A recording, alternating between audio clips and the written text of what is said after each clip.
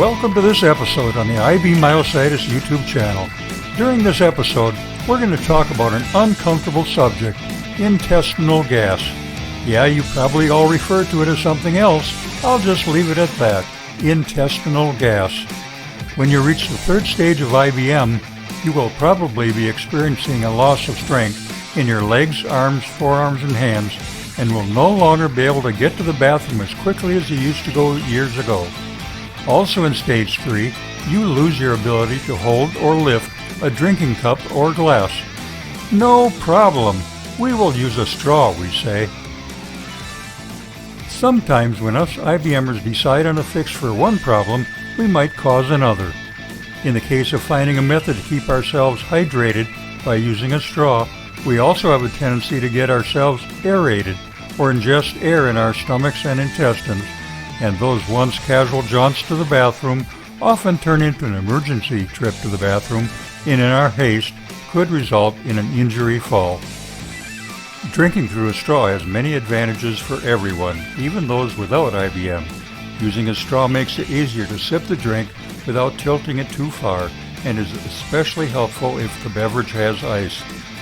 Drinking through a straw may be ideal when consuming a canned beverage.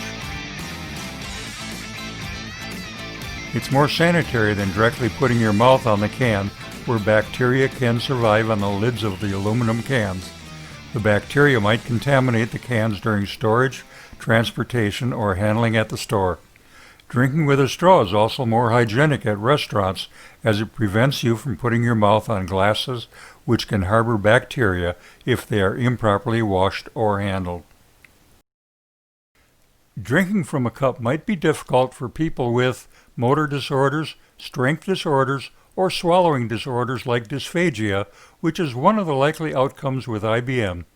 When you place a straw in a drink, it captures some air.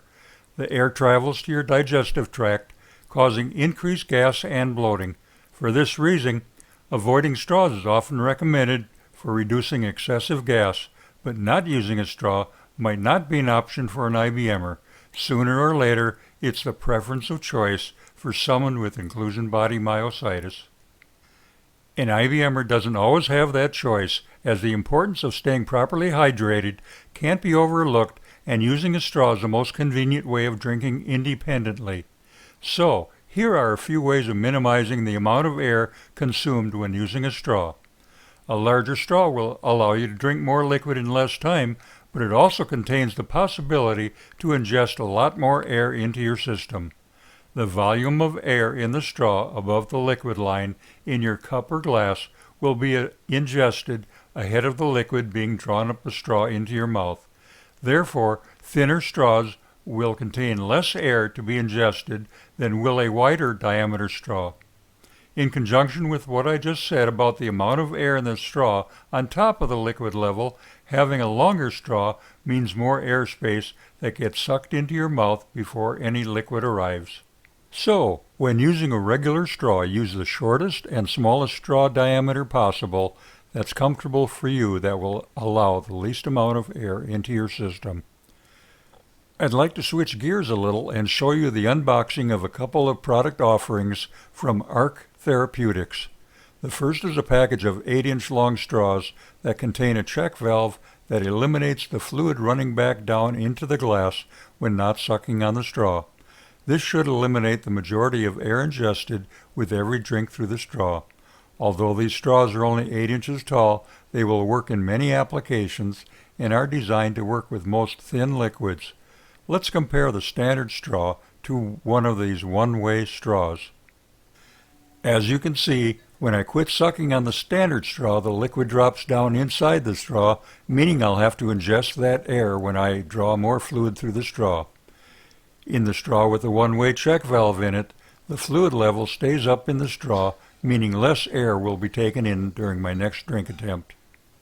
The second item I received in the box from Ark Therapeutics is a product called a premium one-way valve that can be installed on any straw with a 1/4 inch internal diameter.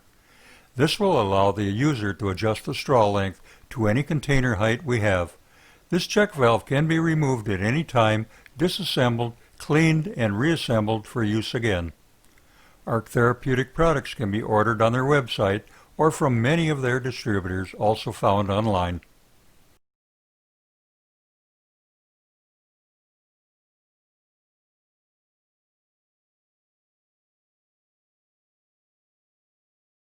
And now for a few troubleshooting notes that I'd like to pass along from my first few days of using the straws that contain a one-way valve.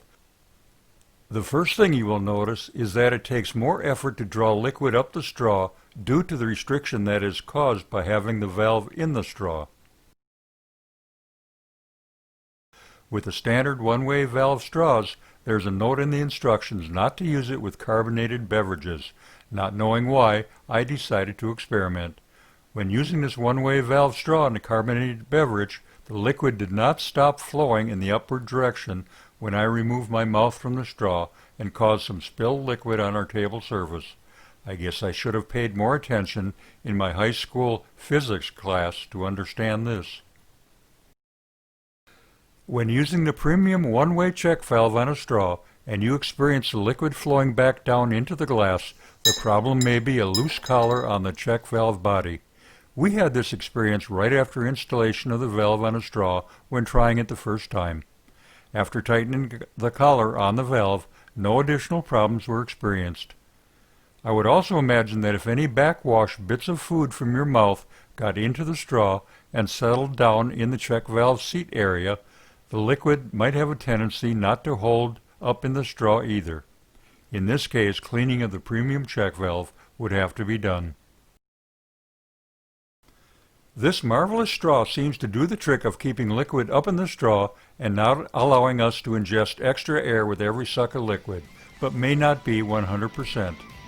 After taking a drink through the straw with the premium valve attached, the liquid level did drop approximately 1 inch over the next 2 hours, but I feel this minimal drop was more than acceptable, as I rarely nurse a refreshing drink for that long anyhow. The straw tips that I've covered in this episode won't make our IBM go away, but it might take away some of the frustrating aspects about having this skeletal muscle disease. What muscles we have left can't maintain themselves without adequate hydration. If you think you've been ingesting a lot of air when using a straw, I've left 2 products from Ark Therapeutics that might help with that problem in the info area below your screen. If you are in stage 1 or early stage 2 of inclusion body myositis, you probably aren't required yet to use a straw for drinking, but remembering the contents of this video will help you when you reach that point in your IBM journey. Please click the like button if you enjoyed this episode, and the subscribe and bell buttons if you have not previously subscribed to this non-monetized channel.